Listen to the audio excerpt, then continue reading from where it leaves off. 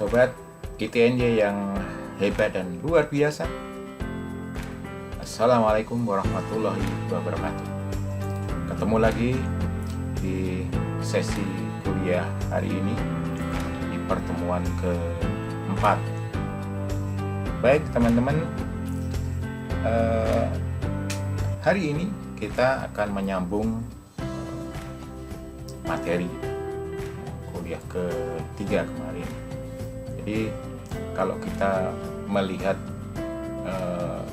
pentingnya sebuah bangsa yang menegara, maka sebenarnya kemudian kita lihat ada sesuatu yang sangat diperlukan oleh masyarakat yang bernegara itu, yaitu adalah ideologi. Nah, untuk apa ideologi itu diperlukan oleh sebuah masyarakat yang menegara atau bangsa yang menegara? Karena ideologi ini bisa dipakai sebagai prinsip pengarah dalam membangun visi bersama. Dengan adanya ideologi itu akan bisa mempersatukan masyarakat.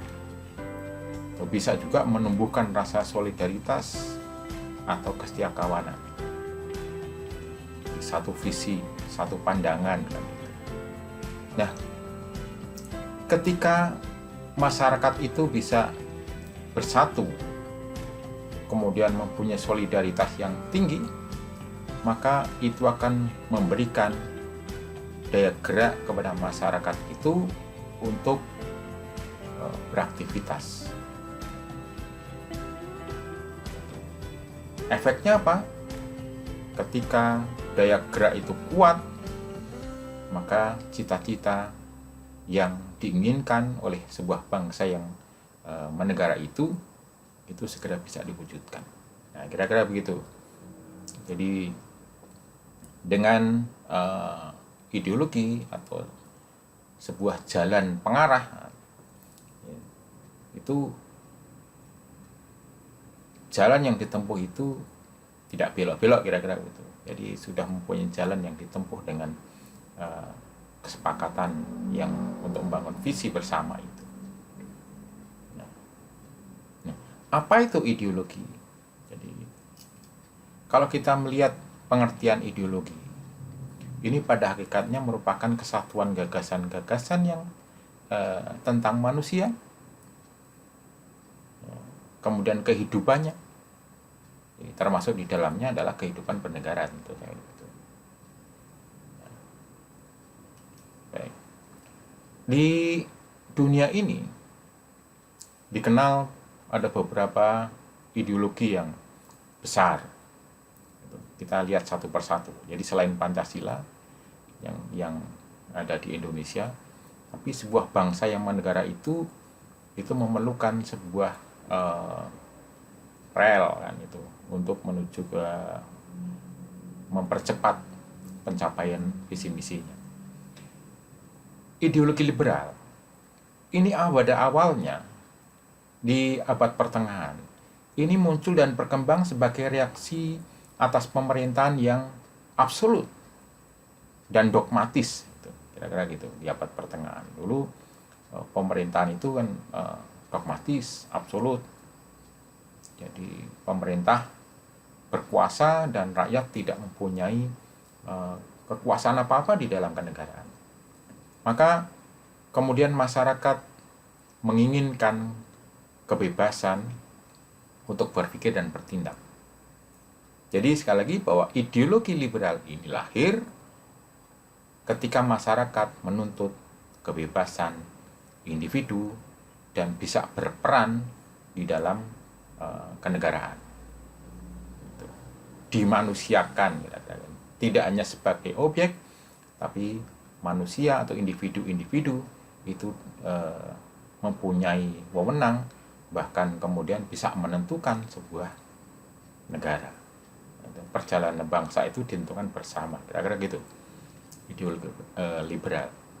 Jadi tatanan yang dulu absolut itu kemudian didobrak oleh kepentingan atau keinginan masyarakat yang menginginkan kebebasan individu. Nah, masyarakat yang dicita-citakan menurut ideologi liberal ini adalah negara ini memberikan kebebasan seluas-luasnya kepada setiap individu untuk melaksanakan hak-haknya.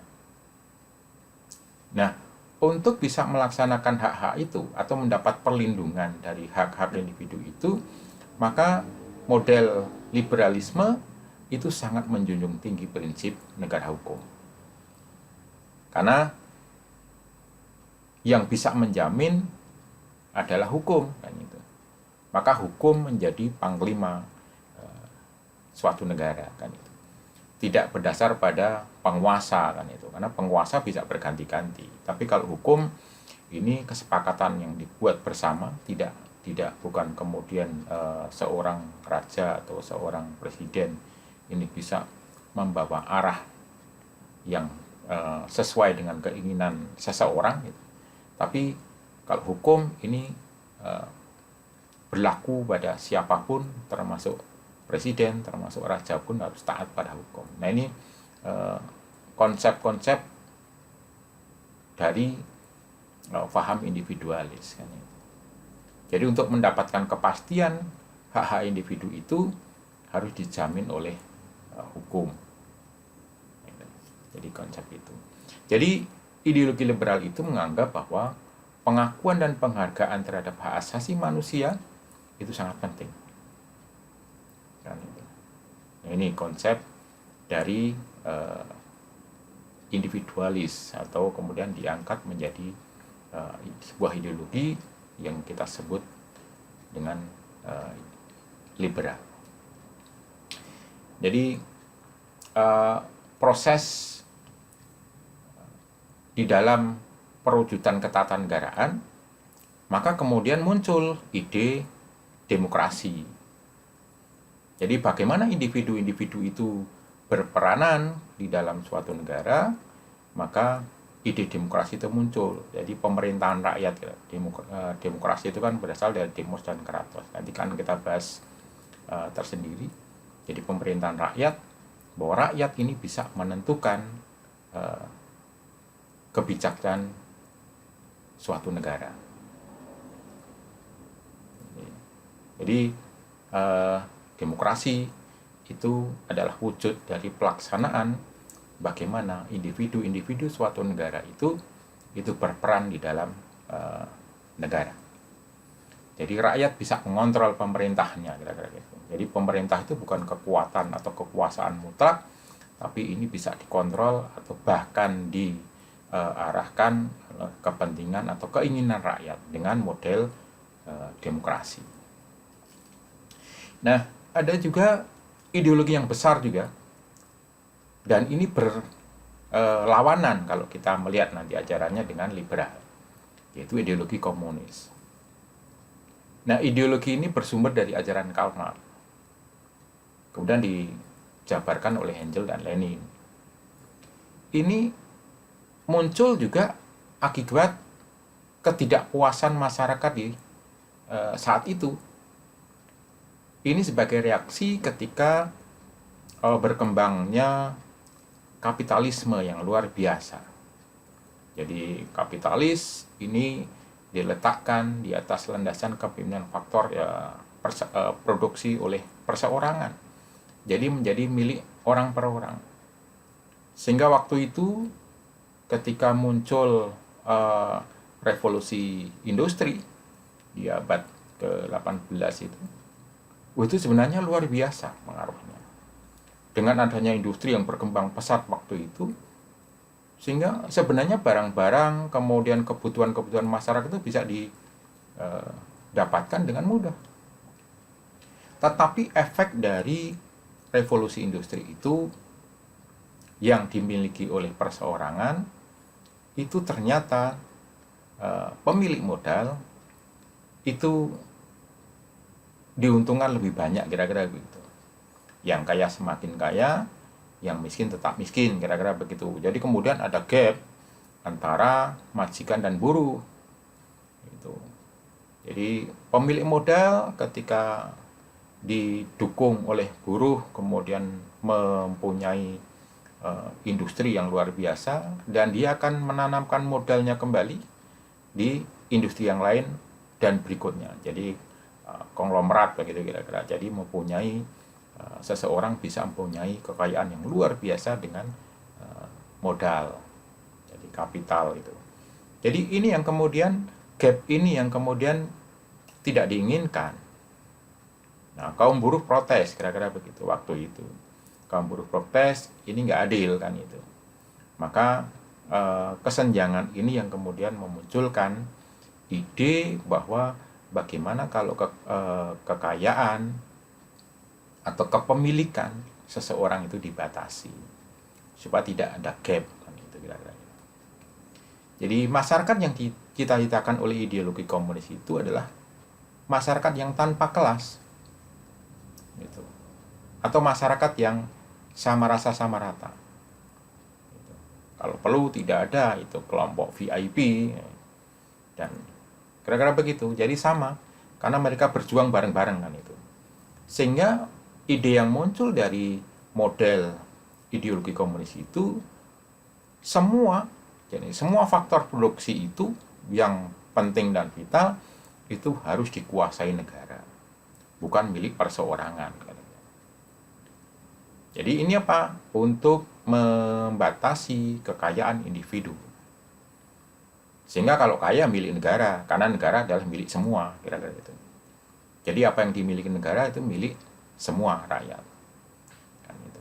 Nah ini yang kemudian diperjuangkan oleh kaum buruh waktu itu, dan apakah pemilik modal atau konglomerat itu mau saja menyerahkan? Tidak juga, ini namanya revolusi. Sehingga tapi pada akhirnya memang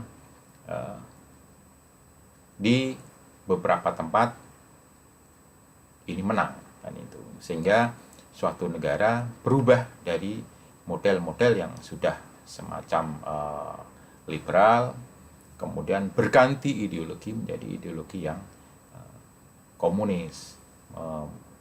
Jadi untuk kepentingan bersama, kira-kira gitu alasannya kan itu. Dan ini berbeda.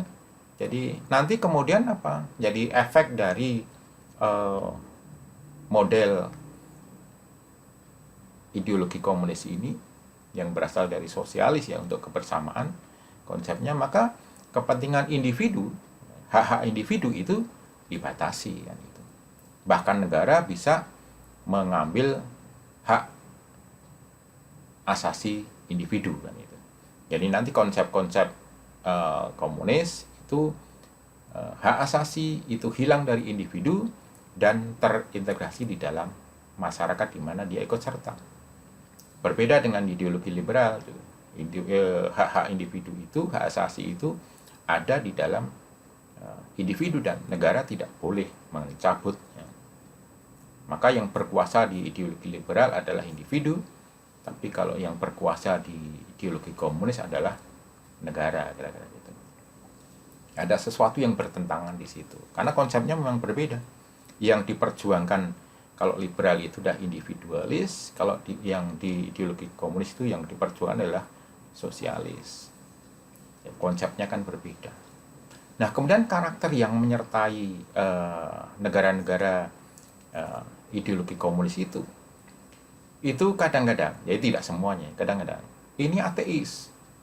Jadi bagi negara ini, agama itu dianggap sebagai titik kebuntuan pikiran manusia. Gitu-gitu aja, dari dulu sampai sekarang tidak berubah, tidak berkembang, kolot dan sebagainya. Maka agama dianggap sebagai penghambat kemajuan. Jadi kalau ada orang mengatakan, wah, negara lain sudah berpikir ke Mars itu, kita masih begini-begini aja, mikirin surga, neraka dan sebagainya, masih debat begitu. Nah, jadi agama dianggap sebagai penghambat kemajuan. Itu. Jadi model-model pemikiran ya begitu kan itu.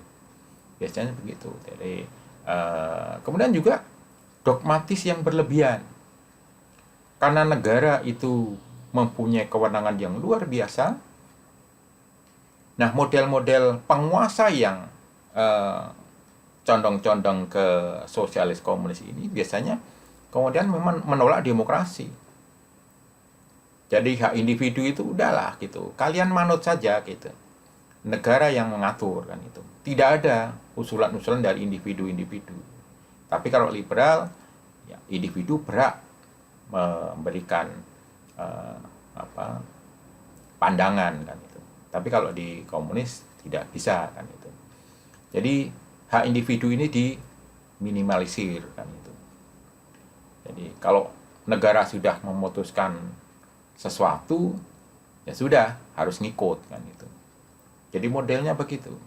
Model-model ini berbeda antara liberal dan komunis. Jadi kadang-kadang kalau kita melihat itu saling bertentangan. Gitu. Baik, ada lagi yang besar juga. Itu sebuah negara yang menggunakan ideologi model agama. Jadi mulai abad pertengahan juga ini muncul model-model negara yang menggunakan agama sebagai pedoman pembangunannya.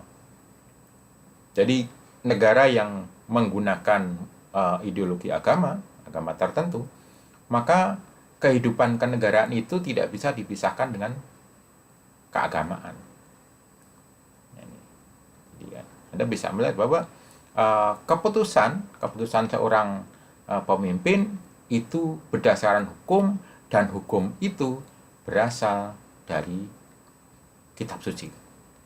Sumbernya kan itu. Jadi sumber-sumber hukum di dalam suatu negara yang menggunakan konsep ideologi agama itu berasal dari kitab suci. Nah, model-model kenegaraan yang demikian itu didasarkan pada teori teokrasi, bahwa terbentuknya suatu negara itu adalah perwujudan kehendak Tuhan. Gitu. Jadi tidak bisa terbantahkan, karena memang kemudian siapa penguasanya itu adalah merupakan manifestasi kekuasaan Tuhan di dunia, kira-kira gitu. Bagaimana bisa terbantahkan? Kenapa? Semua hukum, semua undang-undang itu berdasarkan dari kitab suci, dari firman-firman Tuhan. Nah, bagaimana dengan Pancasila? Nah, jadi ada 3 ideologi besar di dunia ini yang dianut oleh banyak negara, dan ternyata Indonesia mempunyai ideologi yang berbeda, yaitu Pancasila. Jadi kalau kita melihat Pancasila ini, selain Pancasila sebagai pandangan hidup, ini juga dipakai sebagai dasar negara dan juga menjadi ideologi negara baru. Jadi Indonesia tahun 45 tidak memakai ideologi yang sudah ada mulai abad pertengahan dan itu banyak penganutnya. Memilih liberal bisa waktu itu, memilih komunis bisa, memilih agama tertentu bisa. Bisa Islam, bisa Katolik atau yang lainnya. Tapi Indonesia karena memiliki keragaman yang luar biasa, maka para pendiri bangsa ini waktu itu di sidang BPUPKI ini justru memunculkan ideologi baru yang disebut dengan Pancasila. Kira-kira itu. Karena Pancasila itulah yang kemudian bisa menjadikan Indonesia bersatu. Ini perbedaannya kenapa kita memilih Pancasila. Jadi apa yang diinginkan oleh Pancasila, kira-kira gitu. Nah, ini termuat di dalam, terutama di sila kelima. Tapi yang nanti akan kita bahas bahwa keadilan sosial bagi seluruh rakyat Indonesia itu tidak berdiri sendiri. Jadi yang dimaksud dengan sila kelima itu mengandung nilai 4 sila yang lain. Jadi yang diinginkan adalah masyarakat yang berperilaku, berkehidupan menggunakan nilai-nilai Pancasila atau kelima sila di dalam Pancasila. Tidak boleh dengan yang lain. Jadi untuk mewujudkan impian Indonesia, sila kelima itu menggunakan 4 sila yang lain. Kira-kira. Jadi ini perbedaan liberal, komunis, agama, dan juga Pancasila. Nah, kalau kita melihat apakah mereka berhenti menggunakan ideologi itu untuk negaranya. Tidak. Jadi mereka akan selalu berseteru kira-kira gitu, saling mempengaruhi. Jadi kalau kita melihat Pancasila yang sudah dipakai di Indonesia ini tidak akan lepas dari pengaruh-pengaruh ketiga model ideologi itu. Baik liberal, komunis, dan agama ini selalu akan mempengaruhi konsep-konsep yang ada di Indonesia. Jadi mereka selalu bagaimana mencoba untuk penetrasi supaya Indonesia menjadi sesuai dengan keinginannya, kan, gitu. Menjadi kelompoknya, gitu. Ini masing-masing mereka itu kuat. Ya. Nah sekarang bagaimana Pancasila? Ketahanan ideologi itu seperti apa? Nah pengertian ketahanan ideologi gitu, kira-kira. Ini adalah kondisi ideologis dalam masyarakat yang membangkitkan visi kebersamaan untuk membangun masa depan bangsa demi tercapainya masyarakat yang dicita-citakan. Nah, untuk apa? Bagaimana bisa menangkal pengaruh-pengaruh negatif dari ideologi lain. Nah, ini garis bawahnya adalah bagaimana bisa menangkal pengaruh-pengaruh negatif dari ideologi lain yang mengganggu kelangsungan hidup suatu bangsa. Untuk apa? Ya tujuan nasional kan itu. Jadi bagaimana ketahanan Pancasila untuk menangkal pengaruh-pengaruh negatif dari ideologi di luar Pancasila untuk mencapai tujuan nasional tadi. Ini sebenarnya sudah kita singgung di dalam pertemuan kedua, di dalam revitalisasi Pancasila. Anda cek lagi di sana lebih detail kalimat. Jadi kondisi sebuah ideologi, kondisi negara dengan menggunakan ideologi tertentu, itu ketahanannya tergantung dari 3 dimensi. Anda bisa review, cek lagi. Dimensi realitas, bagaimana kenyataan masyarakat itu apakah mendukung atau tidak, mengamalkan atau tidak. Jadi bagaimana Dasein dan Dasolennya itu sama atau tidak. Kemudian dimensi idealitas. Ideal enggak nilai yang dipakai di dalam sebuah ideologi suatu negara itu.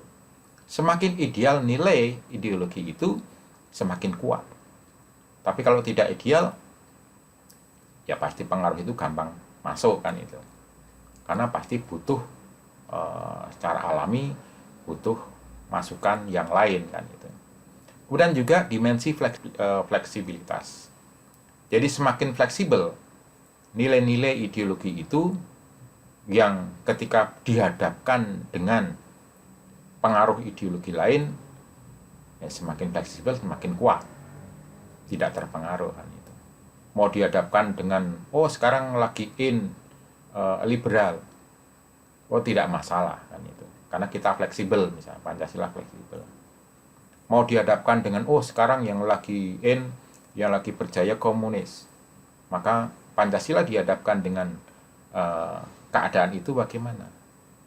Ketika Pancasila itu fleksibel, nggak pengaruh. Mau dihadapkan dengan model ideologi agama, tidak masalah. Indonesia juga pakai. Jadi tingkat fleksibilitas suatu ideologi itu juga menentukan ketahanan sebuah ideologi. Nah, bagaimana dengan kenyataan? Salah satu peranan Pancasila yang menonjol sejak Pancasila dikukuhkan tanggal 18 Agustus 45 sebagai dasar negara dan ideologi negara baru, maka yang paling menonjol adalah bisa mempersatukan seluruh rakyat Indonesia menjadi bangsa besar, bangsa yang sebenarnya kalau melihat secara real, kenyataan itu berbeda-beda sebenarnya, banyak pertentangan, tapi bisa disatukan menjadi negara besar, negara kesatuan Republik Indonesia. Oleh apa? Oleh Pancasila. Jadi dari Sabang sampai Merauke, setiap titik di Indonesia ini merasa bersama, merasa kebersamaannya itu bisa disatukan oleh nilai Pancasila itu. Wah, ini yang luar biasa. Artinya apa? Realitas, kenyataan ini luar biasa besar. Dari semua pengaruh, semua keinginan ini ternyata bisa disatukan oleh Pancasila. Baik oleh kelompok-kelompok Indonesia yang sosialis, individualis, maupun agama, itu ternyata bisa disatukan oleh Pancasila. Ini sesuatu yang ideologi baru sebenarnya dan luar biasa. Baik, teman-teman, ini tambahan materi dan tidak banyak tetapi sangat penting. Silahkan diresapi, dipahami bagaimana peranan ideologi pada sebuah bangsa yang bernegara. Jadi sangat penting. Jadi penentuan ideologi oleh suatu negara itu akan memberikan arah bagi bangsa itu untuk mewujudkan impiannya, mewujudkan cita-citanya berdasarkan pada ideologi yang dipakai. Cara kerjanya berbeda. Seseorang yang menggunakan ideologi liberal berbeda caranya kalau dibandingkan dengan ideologi komunis dan juga ideologi agama. Walaupun mungkin cita-citanya sama, tapi cara pelaksanaannya itu berbeda. Baik teman-teman, demikian yang bisa saya sampaikan. Mudah-mudahan bermanfaat dan akan kita sambung lagi di pertemuan selanjutnya. Terima kasih. Sampai jumpa di pertemuan selanjutnya. Assalamualaikum warahmatullahi wabarakatuh.